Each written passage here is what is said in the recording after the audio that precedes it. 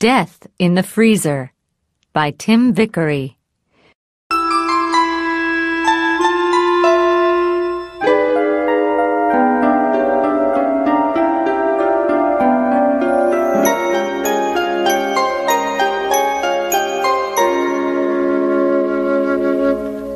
Chapter 1. Baby Al. I killed a dead man. That's why I'm in prison. The dead man was my brother, Al. He was born 6 years after me, and I always hated him, even when he was a baby. Before he was born, my parents loved me. My father carried me on his back and took me swimming. My mother bought me lots of dolls, and we played with them together. I have seen the photos. My parents took a lot of photos of me in my first 6 years. I still have the photos in a book. But then Al was born. I have a photo of him, too, as a baby in the hospital here in Los Angeles. My mother is holding him and looking at him with a big smile on her face. My father has his arm round my mother, and he is smiling at baby Al, too. Al is holding his daddy's finger. And me? Where am I in this picture? I am standing by myself beside the bed watching them. There is a strange smile on my face. I think I am happy, but I'm not sure, and no one is looking at me. It was always like that after Al was born. He was a boy, and that was important to my parents, and very important to my dad. Most of the photos in the book are of Al. Al eating baby food, Al learning to walk, Al on my dad's back, Al playing football, Al swimming, Al running, Al having a big party with his friends. 100 photos of Al, and 5 or 10 of me. Of course, my parents played with me sometimes, took me swimming, bought me clothes, but they weren't interested in me. Before Al was born, they spent a lot of time with me. After he was born, they didn't. Often, I played hospitals with my dolls.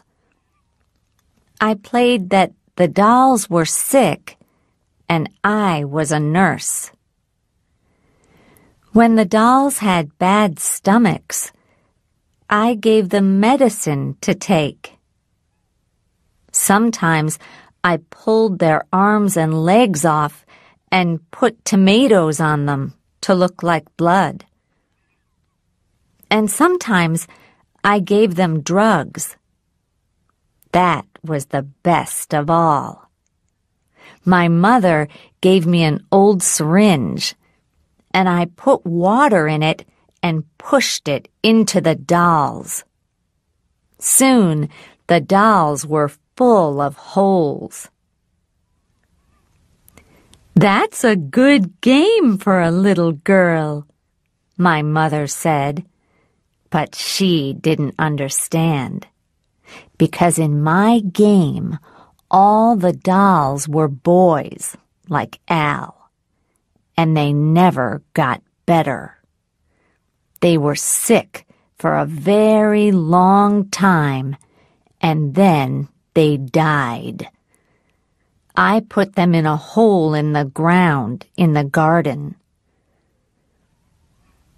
When I was 10, my mother died. My father was unhappy and began to drink a lot. Sometimes he came home with strange women, but he didn't marry any of them. I think the women didn't like him because he drank so much. When he wasn't drunk, he played with Al, so I had more time alone. I was a good girl at school, and I was beautiful too, so I had a lot of boyfriends. My father hated them. "You stay away from those boys, Ellen," he shouted. "It's not right. I don't want them in my house." "Why not, Dad?" I asked. "You bring your women here, don't you? Why can't I bring my boyfriends?" "Shut up, girl," he shouted. He was very angry. Sometimes he hit me, and once I had to go to the hospital. So what did Al do, you ask? Him? Nothing. He just watched and laughed and played football with Dad. Then I met John.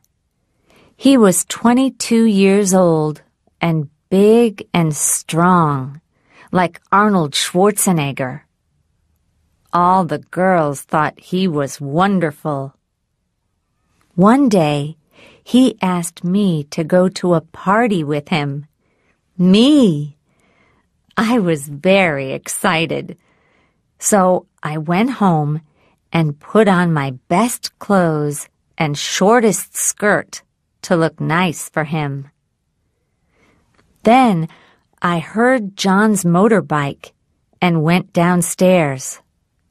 Dad was at the door. "Where are you going?" he asked. "Out," I smiled at him, "with my new boyfriend." "Oh, no, you're not," he said. "Not in that skirt. You're only 18, Ellen. I know what boys want." "I don't care," I said. I pushed past him, but he pulled my arm. I screamed, and he hit my face. Then John came. He was wonderful.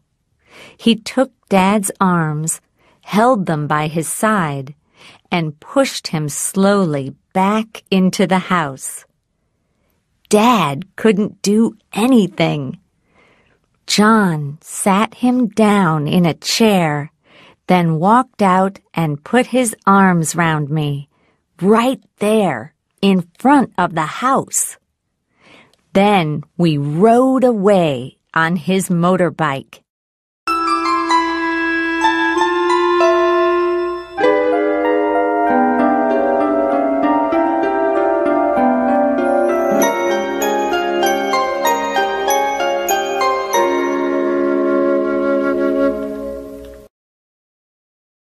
Chapter 2. Wild Boys. I never went home again.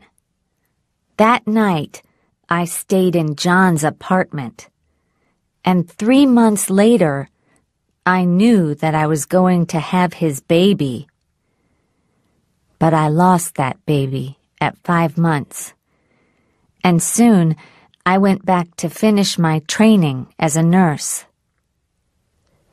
4 years later, I had another baby, and this one was born all right. Now, I'm 29, and I have 3 small kids. But I'm not really happy. John is a good-looking man, a wonderful lover, But I'm not his only woman. I know he has 2 other girlfriends, and both of them have babies. Maybe there are more. Sometimes I don't see him for weeks, and then he comes back and smiles and tries to be nice to me, but I still get angry. He doesn't have a real job, and we have very little money. I work as a nurse in a hospital, but I don't get much for that. And I have to pay half of it to someone to look after my kids while I'm at work. Dad died 4 years ago. Al told me about it. Dad had a heart attack, he said. He was really angry about John, so he began running to try to get stronger, but he didn't stop drinking.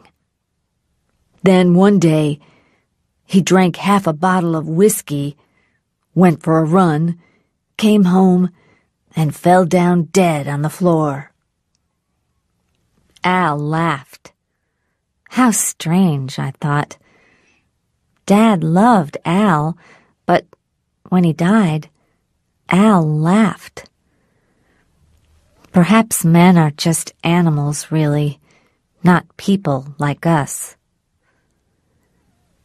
When Dad was dead, I saw Al more often. I didn't like him much, but he was my only family. Sometimes we went swimming together with the kids or out for a pizza. John didn't like me to talk to other men, but Al was okay because he was my brother. When Al was 18, he began a rock band, Wild Boys. He sang and played guitar. At first, they played in small restaurants, and then they made a record. Lots of people bought it. The band began to play in front of thousands of people. They made 3 more records and traveled all over the world. It was wonderful. By the time he was 20, my little brother Al was famous and rich. He was very, very rich. He bought a yellow Rolls-Royce, a Jaguar, a Porsche, and a house in the best part of Los Angeles with 15 bedrooms, a tennis court, a swimming pool, and a view over the sea. And he gave me our parents' house. That was nice, but it wasn't very nice. I mean, our parents' house is very old.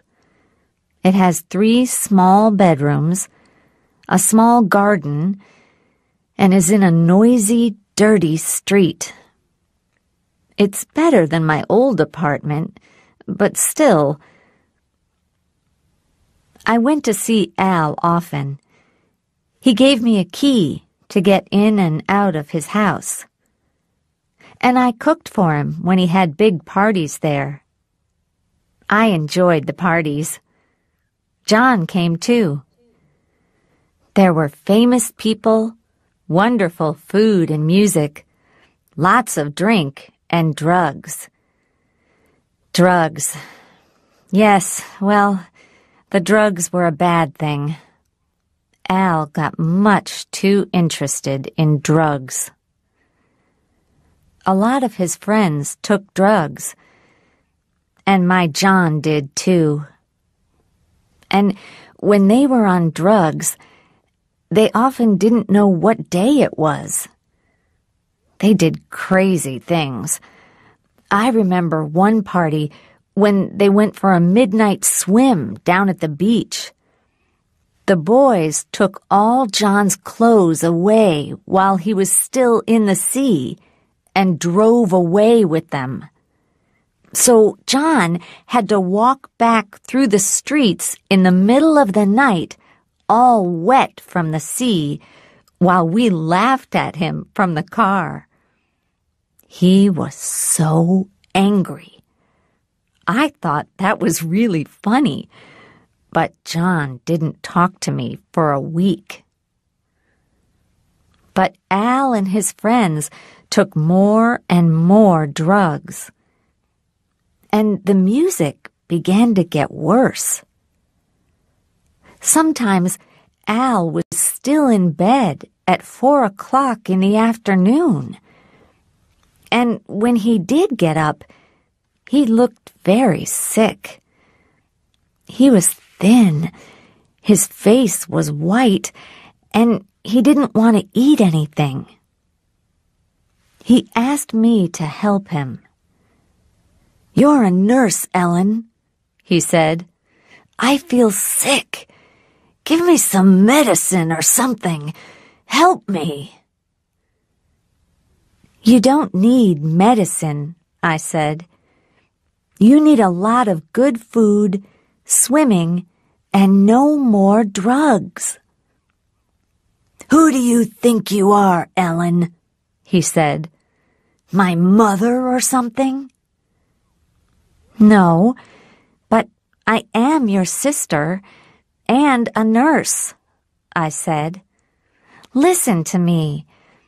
I'm going to get you some medicine to help you stop the drugs.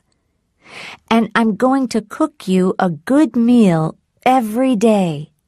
But you must stop the drugs. Try it, Al. It works. I know it does." He did try it, and it helped. After 2 or 3 months, Al was stronger and happier. And he began to play good music again. He was pleased. He trusted me. Sometimes in the evenings, he took me and my kids to the beach. We had a meal and drank and went swimming together and had a good time. Those few months with my brother were a good time in my life. Now, at last, I thought, my brother likes me. He's happy and healthy because of me. Maybe he can help me, give me money, buy me a new car and a nice house, take me to Europe with him. But of course, I was wrong. No one ever gives me anything.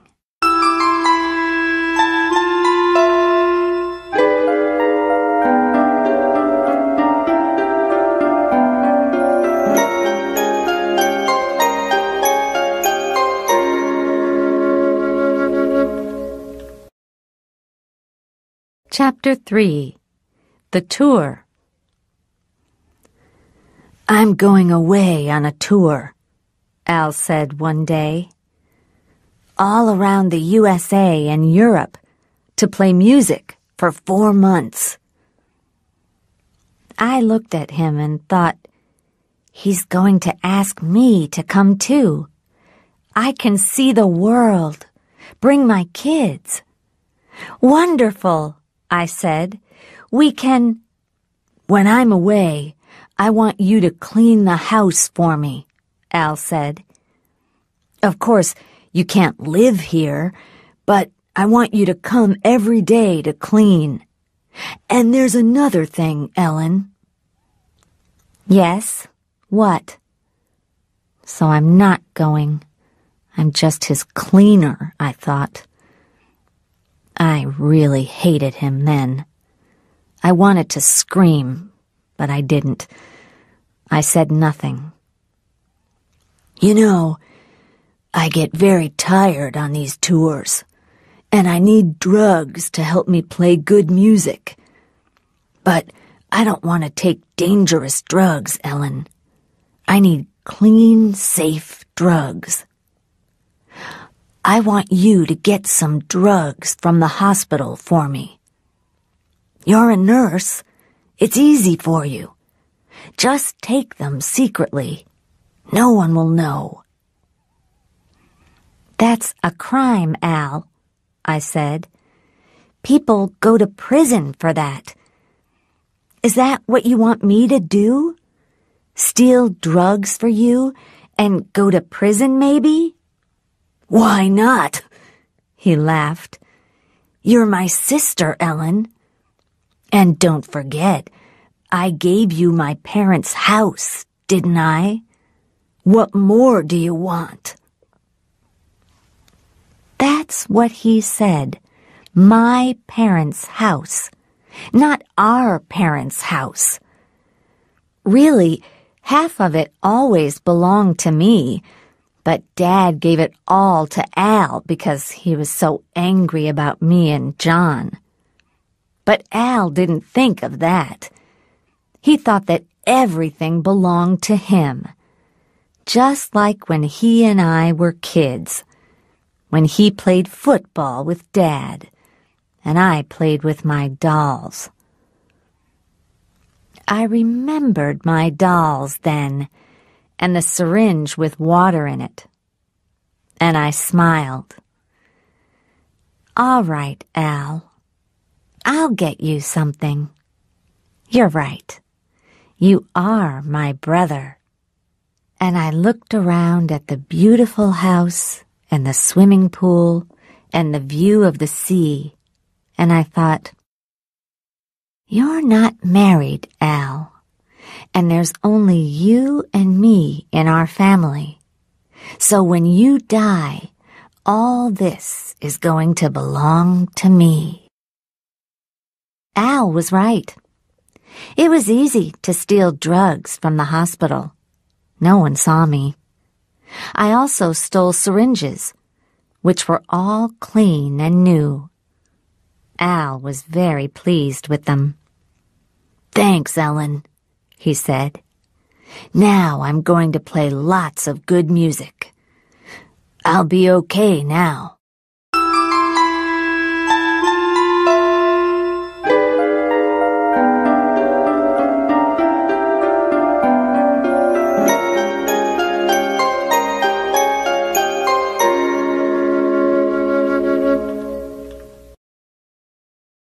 Chapter 4.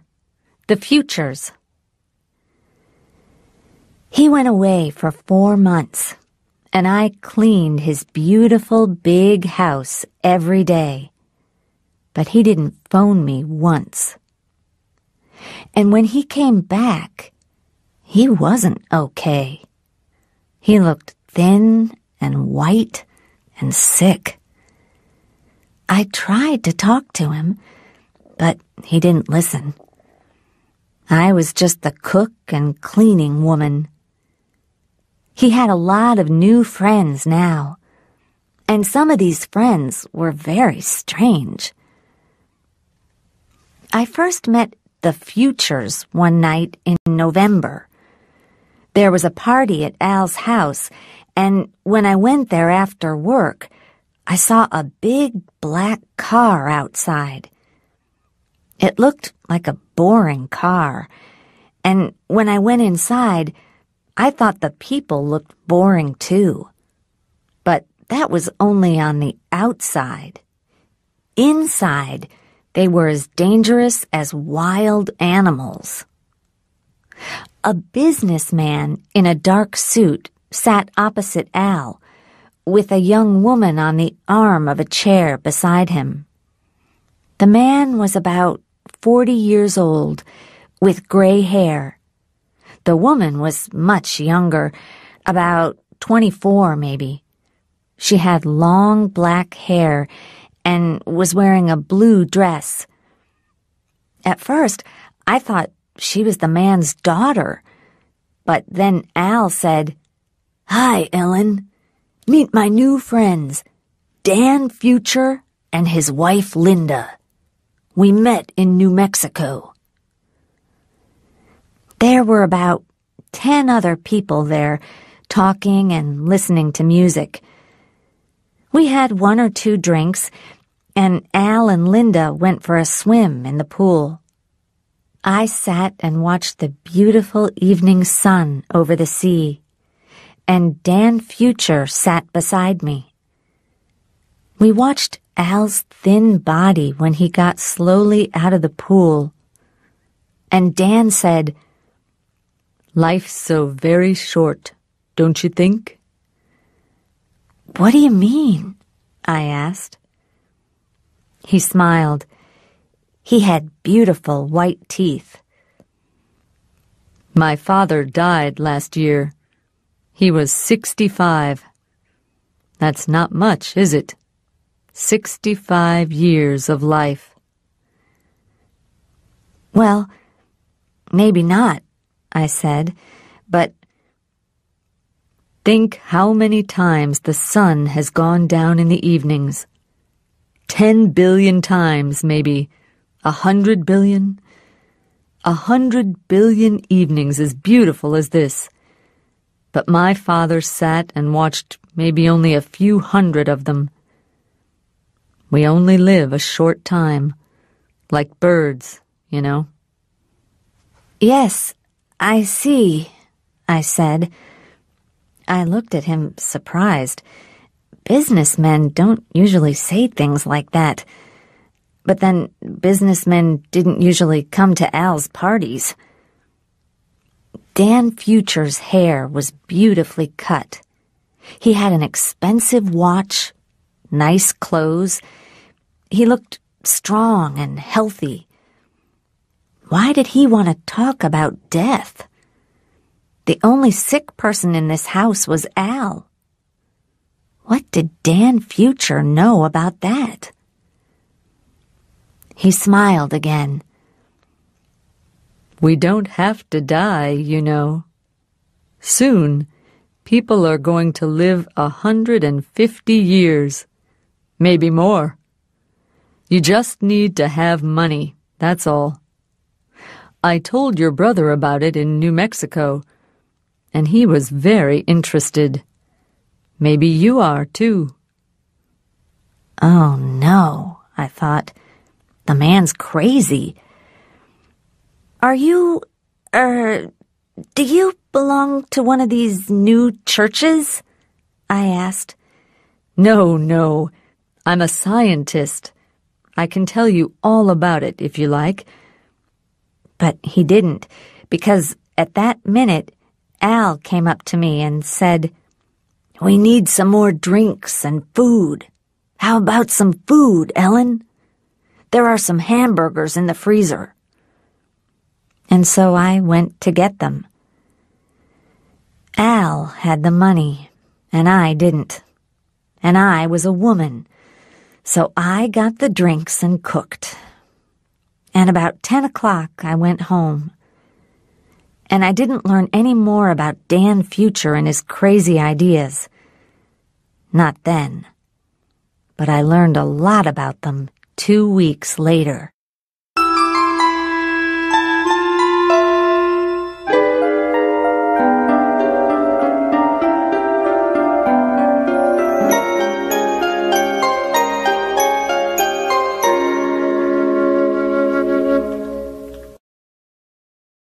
Chapter 5. The Freezer. It was the night of Al's birthday. I got home about 7. Then I put the kids to bed and made supper for John. He didn't talk to me. He just sat in front of the TV with the food and his bottles of whiskey. So I thought, I'm going out. I'll go say happy birthday to Al. Even Al can't be as bad as this. And he is my brother.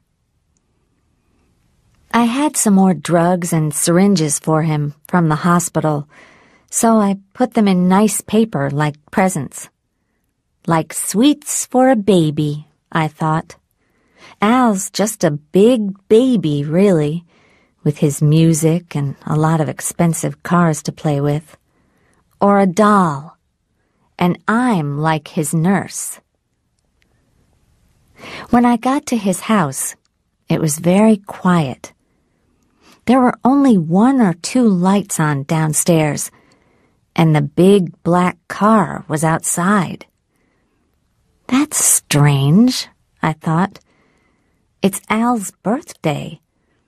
Why isn't there a party? I got out of my car and walked to the door. It was open. There was soft music in the big living room, but no lights were on. The moonlight came in through the windows, and I could see the moon in the water in the pool outside. "Al?" I called. "Al, where are you?" No answer. Just the music, quiet and very beautiful. I went to Al's room, but his bed was empty. All the rooms were empty. I came back to the living room, opened the door to the moonlit garden, and there, ah! I screamed and nearly fell down. Then I stood still and laughed. But nothing happened. I stopped laughing, and it was silent again. 2 people sat on the ground. They sat very still and held their hands and faces up to the moon. They didn't move or look at me. "Al?" I said. "Al, what are you doing?" But it wasn't Al. It was a man and a woman.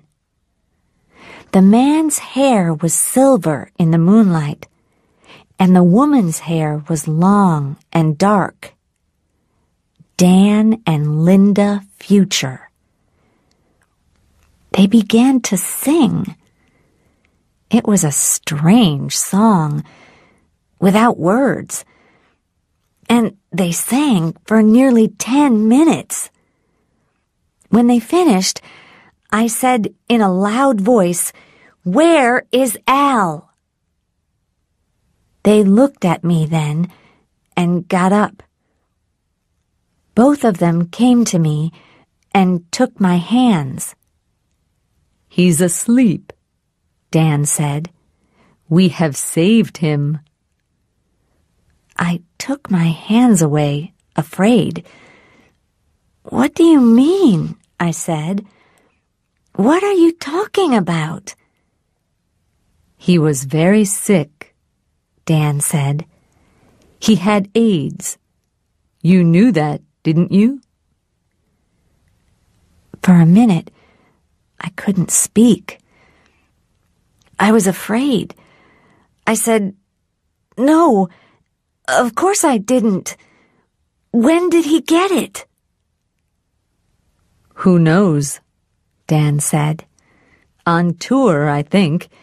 He took drugs, didn't he? No one can cure AIDS. Not yet. But one day, someone's going to find a cure. So we helped him. He is safe now for hundreds of years. Isn't that good?" Linda took my hand again. "Come with me," she said. "Let's go and look." "But where?" "Don't be afraid. It's all right." She smiled. I saw her beautiful white teeth in the moonlight. Then she took me, like a child, into the house, through the living room, and down into the music room. The music room was in the ground under the house. Al liked to play very loud music all night, so he built the room down there to be quiet. It was a big room with 1 small window high up. It was never hot in the summer, nor cold in the winter. But now it was different. In the middle of the room, there was a big glass case. A cold blue light came from inside it. There was the noise of something large and quiet, like a big freezer. And inside the glass case, there was a body. Al's body. My brother. The body was lying on a bed of ice inside the case, with its head higher than its feet. It wore silver clothes, and its face was blue. "Oh, no! What's happened?" I said. "It's all right, Ellen," Linda Future said. "He isn't dead." "Not dead?" I said. "But he's frozen. He took a sleeping drug, and then we froze him. It is very, very cold in there. -196 degrees Celsius. Nothing happens to bodies as cold as that. Nothing changes for hundreds of years, thousands of years maybe. That's what's going to happen to Al. He's going to stay there for 100 years, 200 years maybe. Then one day a doctor can wake him up and cure him. That's what our company does, you know." "Your company?" I said. "What do you mean?" "I'm sorry. Didn't Al tell you?" Dan Future said. He was in the room too now, with his hand on my back. He gave me a business card. It said, "Escape from Death, the Cryonics Company, Dan and Linda Future." "I don't understand," I said. "What's cryonics?" "It's the science of freezing people," he said. "That's what we do. We help people like your brother to stay alive for hundreds of years. Then, when the doctors can cure them, they wake up. And we look after their money and houses, too." "You do what?" I said. Suddenly, I was very, very angry. "You look after their money and houses?" "Yes," he smiled, and his beautiful teeth looked blue in the strange light from the freezer. He took a piece of paper out of his pocket. "It's all here, Ellen. Your brother wrote his name on this paper.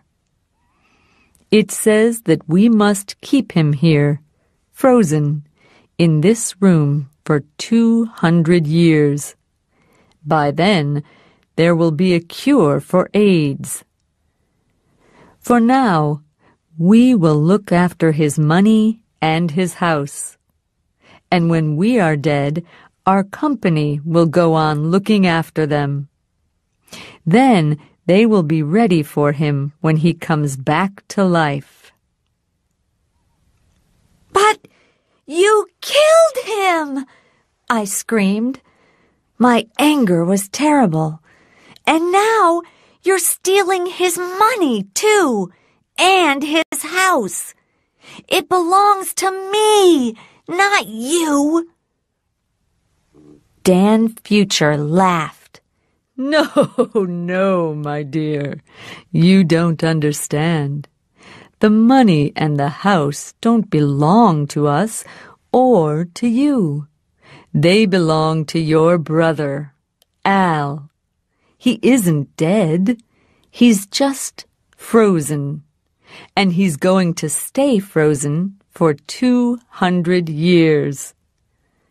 He laughed again, and his young wife began to laugh too. I turned and walked out of the house.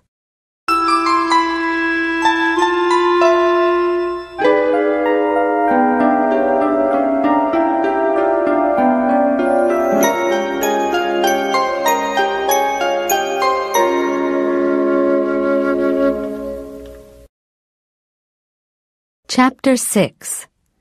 The Key. Next day, the Futures sent me all the papers with Al's name on. I showed them to John. "You need a lawyer," he said. "These people are criminals." So I got a lawyer, but it didn't help. You need money for a good lawyer, and I had nothing. I went to the nearest lawyer's office, but the lawyer was unfriendly and unhelpful. "It costs $100 for half an hour, and you pay before we talk," he told me. When I gave him the $100, he took off his watch and put it on the table in front of him. He was a small man, with not much hair and a white, tired face. His eyes were cold and gray, like stones. When I told him my story, he said, "It's not possible." "But it's true. Read this." He read the papers slowly, then smiled and looked at his watch. "Well, this is very interesting," he said. "I agree. These people are criminals. But to get the house, we have to show that your brother is dead."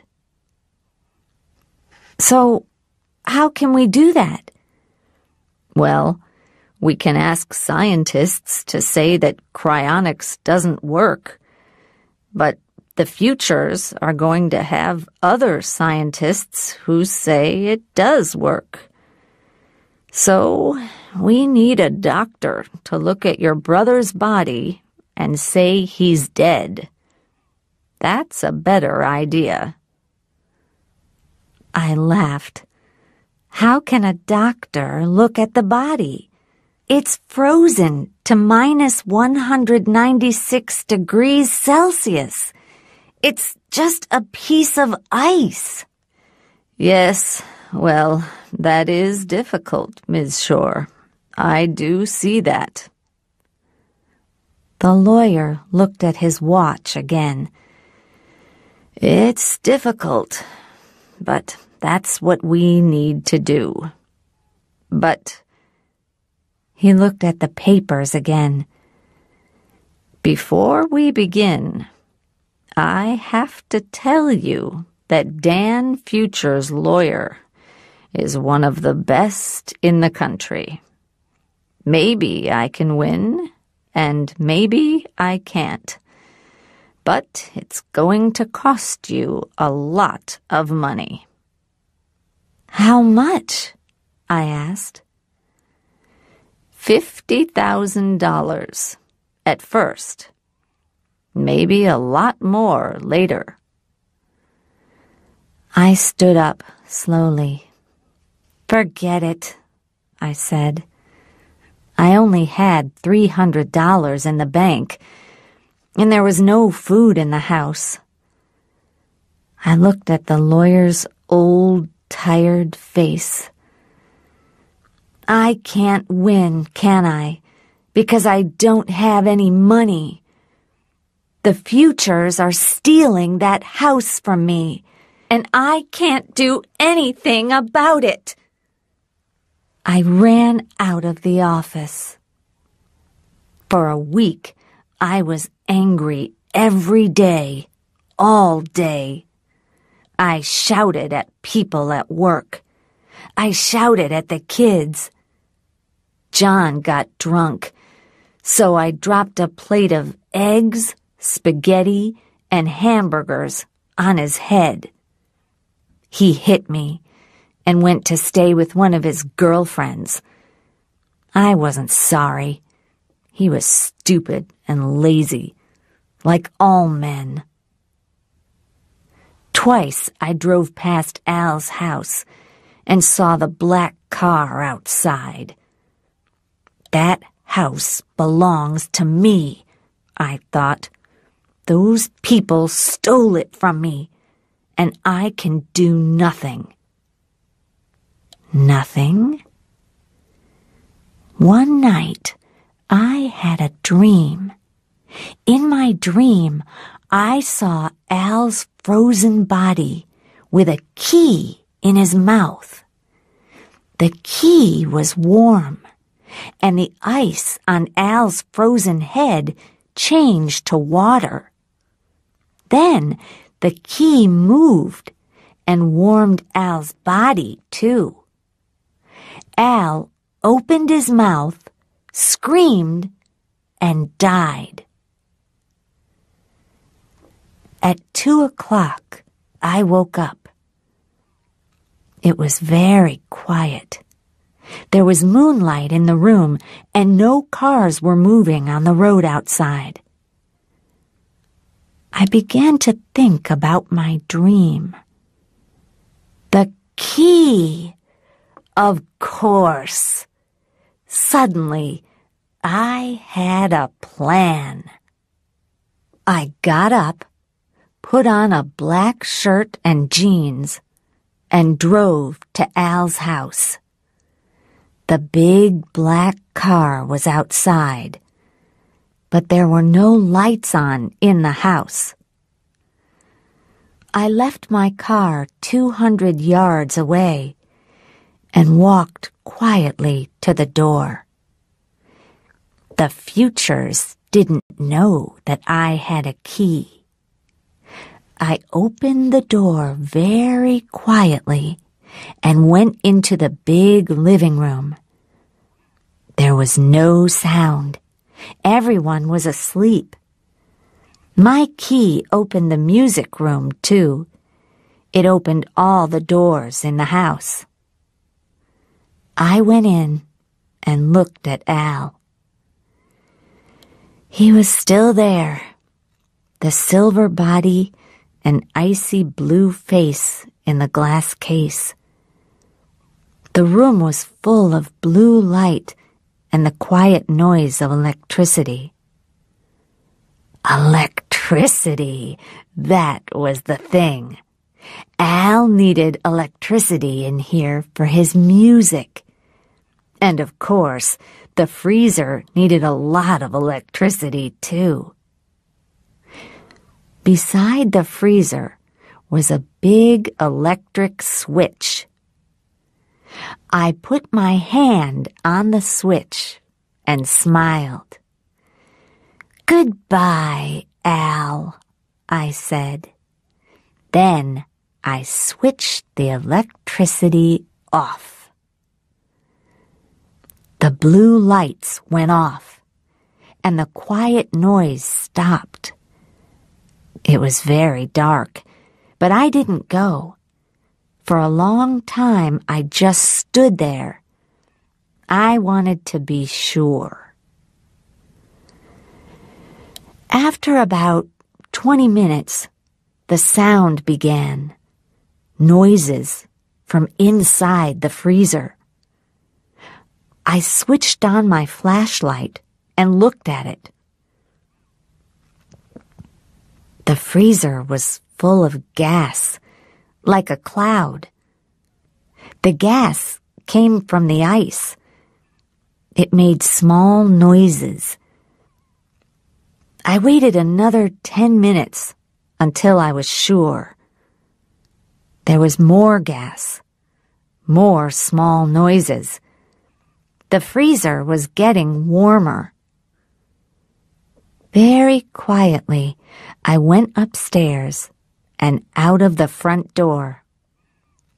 I smiled Al, I thought, you are really dying now. And when you are dead, all this is going to belong to me. And the Futures can drive away in their stupid car. Happily, I touched the big black car with my hand. And that was my big mistake. Because beep, beep, beep, the car had an alarm, and it made a very loud noise. It also turned the car's lights on. On, off, on, off, on, off. Quickly, I began to run to my car, 200 yards away. But a police car came round the corner and saw me. 2 policemen got out, took hold of my arms, and pushed me into their car. "Okay, what's all this?" one man said. "Black clothes, 3 in the morning, car alarm. I think we've got a car thief, Pete." "Yeah." The other man touched my face with his hand. "A young woman, too. Okay, let's take her to the station."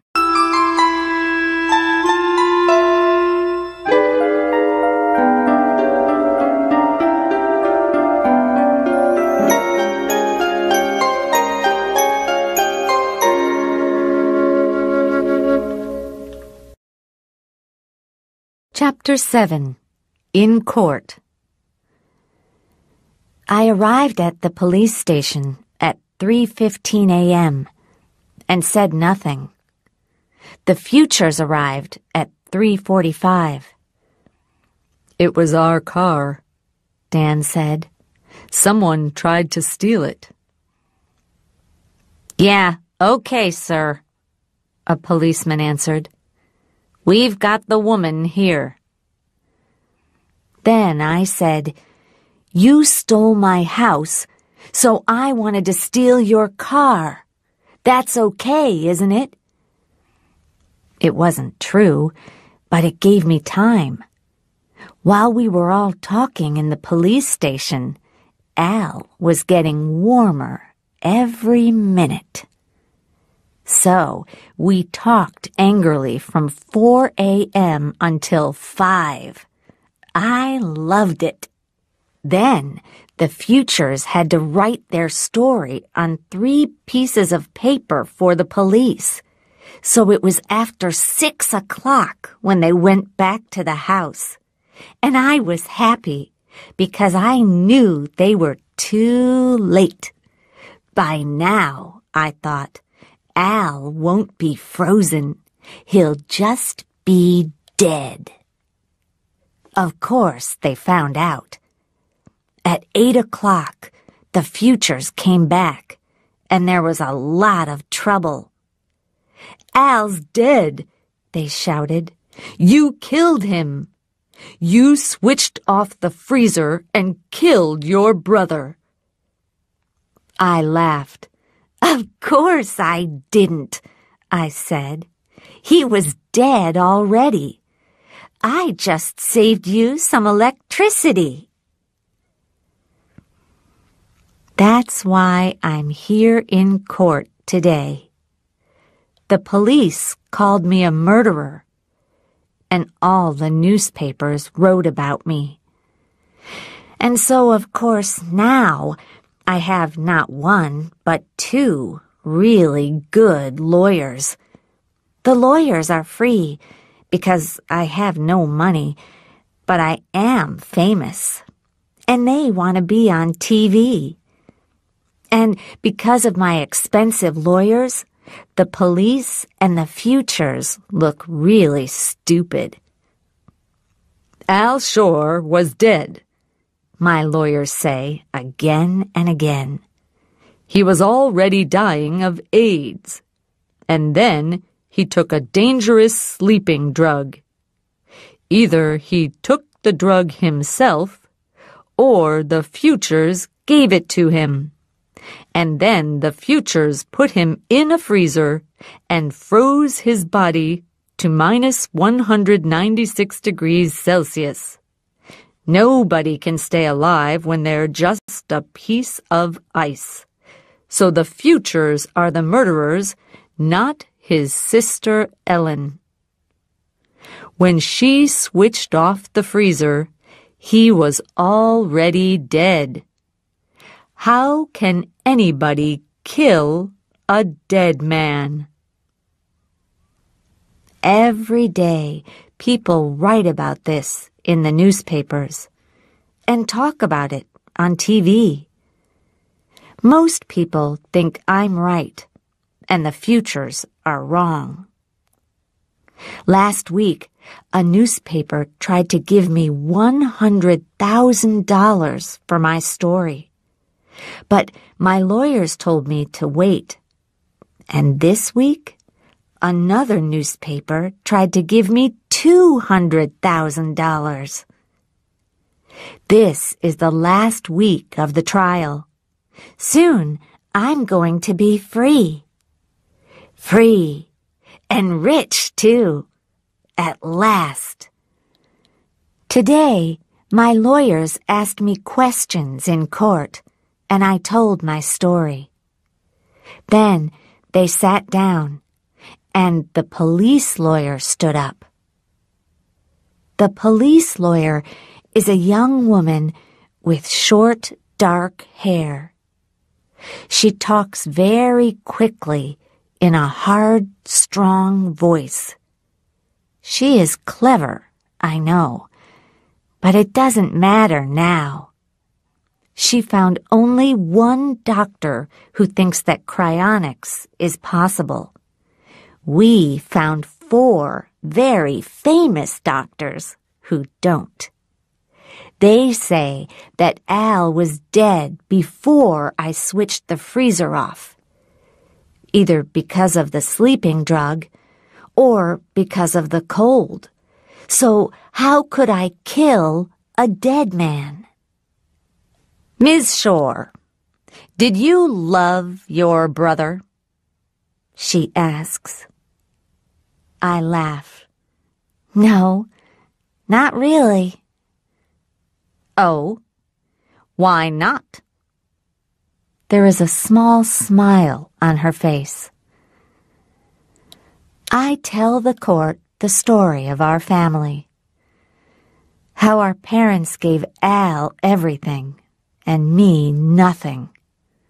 How Al gave me nothing, only our parents' old house. How I cleaned his house for him and cooked at parties. How I helped him when he was sick, but he gave me nothing. My lawyers look unhappy, but it doesn't matter. Nothing matters now. Next week, I'm going to be free. Your brother was very sick. He had AIDS. Did you know that? I know now because Dan Future told me after Al was dead. I didn't know before. I see. But you knew that your brother was sick, and you bought medicine for him, didn't you? Yes, I did. Why didn't he go to a doctor? Because I'm a nurse and his sister. He trusted me. That's right. He trusted you, his sister.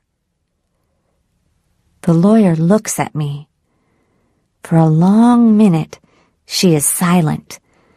I begin to feel cold and afraid. She takes a police bag from under her table, opens it, and slowly takes out a syringe. She holds it up in front of my face. Look at this, Ms. Shore. Have you seen it before? I don't know. Maybe. Maybe, you say, but it has your fingerprints on it, Ms. Shore. It came from the hospital, and we found it by your brother's bed with 2 other syringes. You stole them from the hospital and gave them to your brother, didn't you? There is a long silence. In a very small voice, I say, "All right, maybe I did." Why did you steal them? Why? To help Al, of course. To help him to play good music. He wanted clean drugs. I tell her what Al said to me. Clean drugs, you say. Do you know what was in this syringe, Ms. Shore? Clean, safe drugs. Oh, no, Ms. Shore. These drugs weren't clean or safe. These syringes also had bacteria in them. Very dangerous bacteria. Bacteria that can kill a strong, healthy person. Bacteria that will kill a person with AIDS very quickly. And perhaps a while ago, who knows, there was another syringe. A dirty syringe. Not from a hospital, but from a drug user in the streets. A syringe that gave your brother AIDS. The police lawyer puts the syringe down on the table and looks at me again. But we found these 3 syringes by your brother's bed with your fingerprints on them.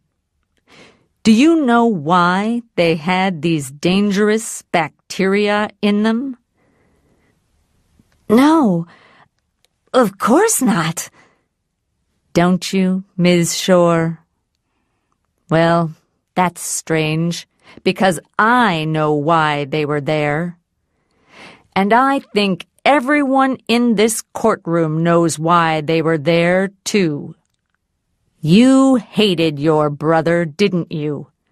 Because he was rich and you were poor.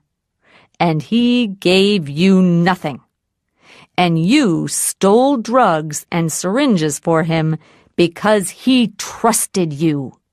He trusted you, his sister, the nurse.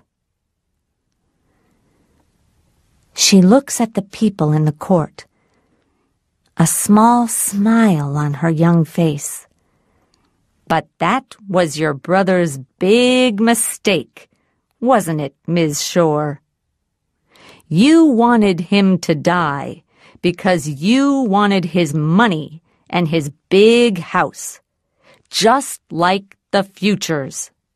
So, you gave him syringes with dangerous bacteria in them because you wanted to kill him. The court is very quiet now, and everyone is looking at me. But there is nothing I can say. Nothing. Because it is all true. You didn't kill your brother when you switched off the freezer, Ms. Shore. We all know that now. But you were trying to kill him. Slowly, week by week, month by month, you were trying to murder him. Dirty syringes, dirty drugs, dangerous bacteria. You wanted to give him a slow, terrible death.